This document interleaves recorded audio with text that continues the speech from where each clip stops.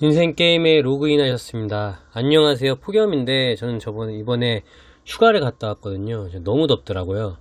휴가를 갔다 오니까 아니나 다를까 오늘 엄청난 폭락이 있었죠. 그래서 제가 오늘 얘기할 내용은 기가 막힌 인간 지표입니다. 와, 이번엔 다를 줄 알았는데 존 템플턴 경이 이번에는 다르다라는 라는 말이 가장 위험한 말이라고 했는데 역시나 아니나 다를까 인간 지표 틀리지가 않네요. 그거에 대해서 오늘 얘기를 해볼게요. 일단 최근에 코스피가 2400까지 올라왔죠. 오늘도 많은 주식들이 떨어졌는데 생각보다 지수는 그렇게 크게 떨어지진 않았습니다. 그 이유는 오늘 외국인하고 기관이 삼성전자를 많이 샀어요. 그래서 지수 방어가 좀 된 건데 타 종목들은 전반적으로 물폭탄을 맞았죠. 그 삼성전자가 시총이 크기 때문에 삼성전자에 의해서 코스피 지수가 좌우가 되는 우리 경제 특성상 지수가 별로 안 떨어진 것처럼 보이지만 대부분의 주식들이 많이 지금 물폭탄을 맞은 상태인데, 최근에 이 코스피 2400은 사실 최근 2017년 우리나라 산업에 호황이 왔을 때 겨우 온 지수예요. 지난 10년째 우리나라 주식은 박스피로 너무 유명해서 1800, 2200을 계속 왔다 갔다 했습니다. 근데 그 유명한 우리나라 지수가, 우리나라 이 박스피가 최근 급격하게 너무 올랐어요. 물론 기업 실적이 좋아지고 현재 돌아가는 그 유동성 상황으로 봐서는 더 갈 가능성이 높은 게 사실인데, 시중의 유동성이 너무나도 넘치고 더 늘어나려고 하는 기미가 있기 때문이죠. 그런데 그래서 많은 사람들이 주식에 들어왔고 주식을 또 샀는데, 이번에도 어김없이 인간 지표 때문에 저도 조금 피할 수 있었는데 한번 이거에 대해서 좀 볼게요. 지금 코스피 2400은 사실 좀 뭐라고 할까, 아까도 말씀드렸지만 지난 10년째 박스피에 우리 주가가 갇혀 있었고 최근 2017년에 2400을 겨우 넘겼었다 왔어요. 근데 코로나 이후로 갑자기 2400을 넘겨버렸거든요. 그러니까 이게 뭐라 그럴까, 이거 제가 설명을 잘 못하겠는데 계속 주식을 하시던 분이라면 이 2400이 굉장히 어색하게 느껴질 수가 있습니다. 왜냐면 그동안 거의 10년을 비슷하게 사는데 갑자기 2400을 넘어버리니까 뭐랄까, 뭔가 좀 어색하다고 해야 될까? 그래서 저는 이게 2400의 거품이라고 생각하진 않았어요. 왜냐면 대한민국 주식은 애초에 디스카운트가 너무 많이 돼 있습니다. 지금도 사실 싼 회사들이 너무 넘쳐나고, 저 올랐다고 해도 싼 주식들이 진짜 많아요. 그런데 우리나라 주식은 신기하게도 그 기업 실적보다 인간 지표가 잘 맞을 때가 많아요.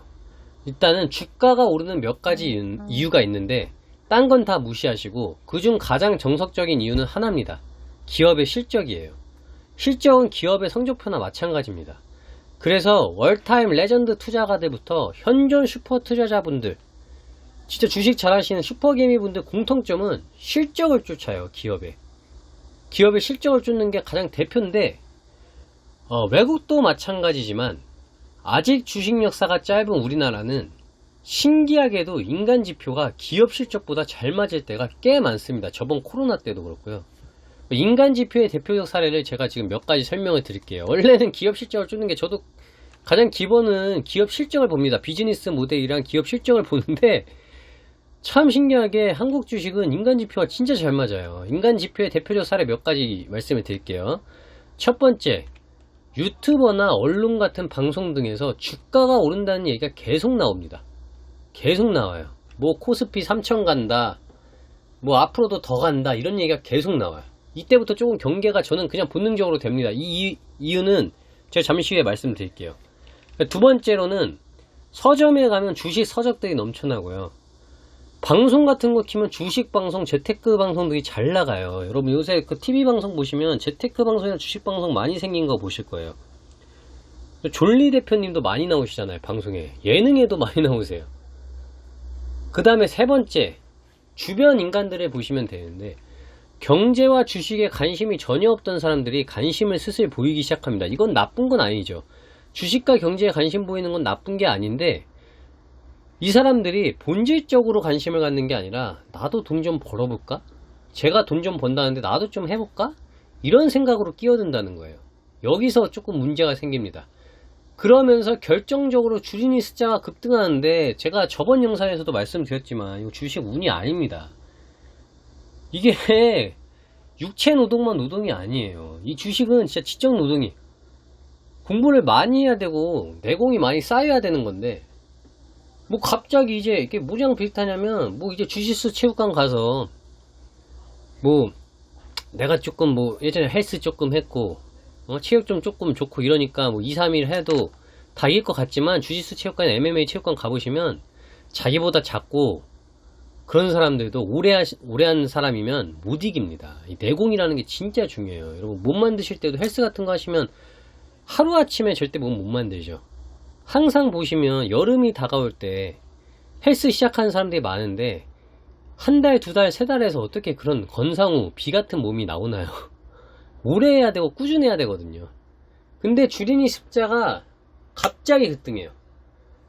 여러분들도 유튜브 많이 보시니까 몇몇 인기 유튜버 보면 훌륭한 분들이 많습니다.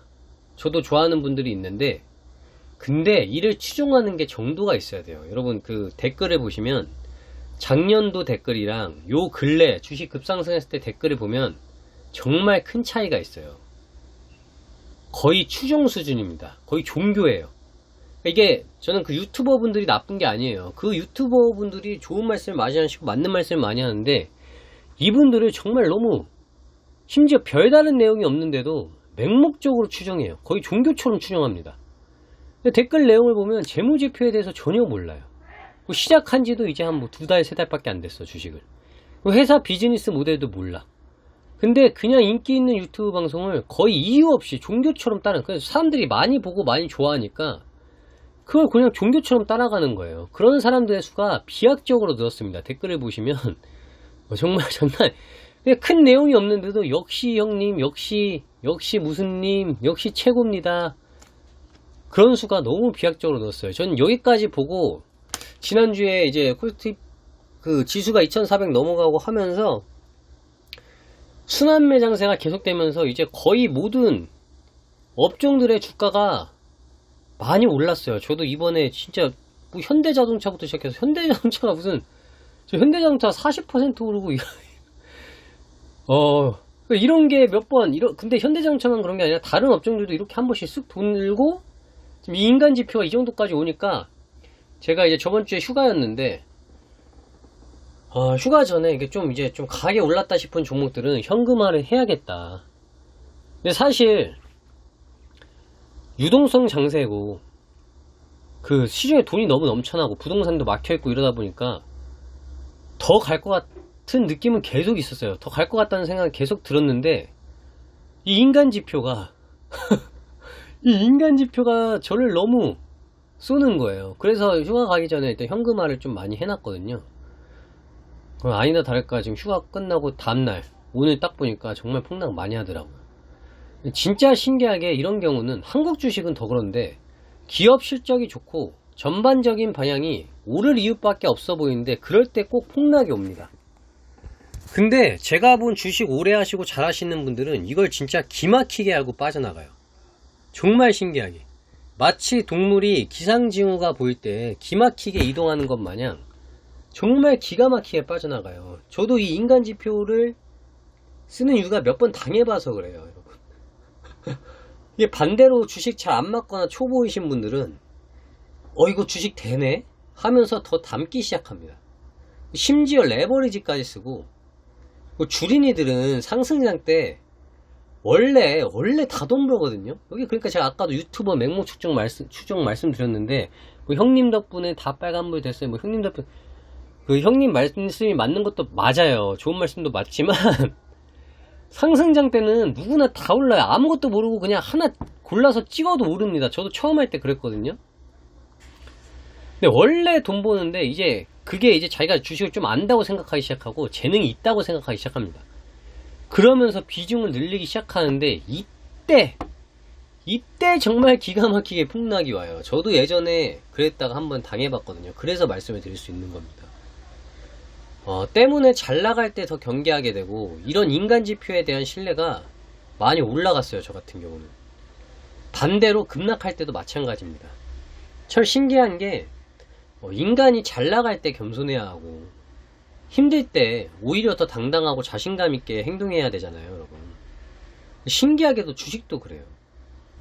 제 경험에는 그랬습니다. 외부 요인에 취약한 한국 경제라 변동성이 더 심한 것 같습니다. 저는 예를 들어서 미국이나 호주 주식은 사놓고 잘 보지도 않아요. 애초에 사기 전에, 뭐 한국 주식도 그렇지만 애초에 사기 전에 조사를 많이 하고 안정적인 회사를 사고, 그리고 이 미국이나 호주 주식 배당 제때 잘 주고 급등은 안 하지만, 저는 급등하는 거 별로 안 좋아하거든요. 급등은 안 하지만 꾸준히 우상향 해주기 때문에 기업의 내용이 바뀌지 않으면은 신경을 거의 안 씁니다. 뭐 이번 폭락도 사실 뭐 잠시 폭락한 후에 또 이제 급등해서 3천까지 오를 수도 있고 지난번처럼 심한 폭락이 올 수도 있습니다. 제가 주가를 예측할 수는 없어요. 그냥 대응만 하는 거지. 다만 이제 뭐 이 영상을 보신 분들은 대응을 잘 하셨으면 하는 마음에서 영상을 올리게 되었습니다. 그리고 이 인간지표는 생각보다 잘 맞습니다. 생각보다 잘 맞아요. 그래서 가할 때, 잘 나갈 때 욕심을, 주식이 잘 나갈 때 욕심을 좀 자제하시고, 무서울 때는 용기를 조금 더, 저도 그게 힘든데 우리 같이 그렇게 했으면 좋겠습니다. 그리고 제 구독자분들이 지금 3명 계시더라고요. 너무 감사합니다. 그 구독자 3분들이 만약에 꾸준히 영상을 봐주시면 그분들한테 정말 꼭 도움이 되는 영상을 만들고 싶었습니다. 그래서 가할 때는 욕심을 좀 자제하시고 무서울 때는 용기를 조금 더 내시고, 인간지표 생각보다 잘 맞아요. 잘 써보세요. 이번에는 다르다, 그게 가장 무서운 얘기라고 존 템플턴 경이 얘기를 했는데, 역시나 이 인간지표는 정말 기가 막히게 잘 맞는다. 내일은 어떻게 될지 모르겠습니다만 좀 지켜봐야겠죠. 아마 최근에 시작하신 분들 중에 당황하신 분들이 많을 거라는 생각이 들었습니다. 감사합니다. 로그아웃 하겠습니다.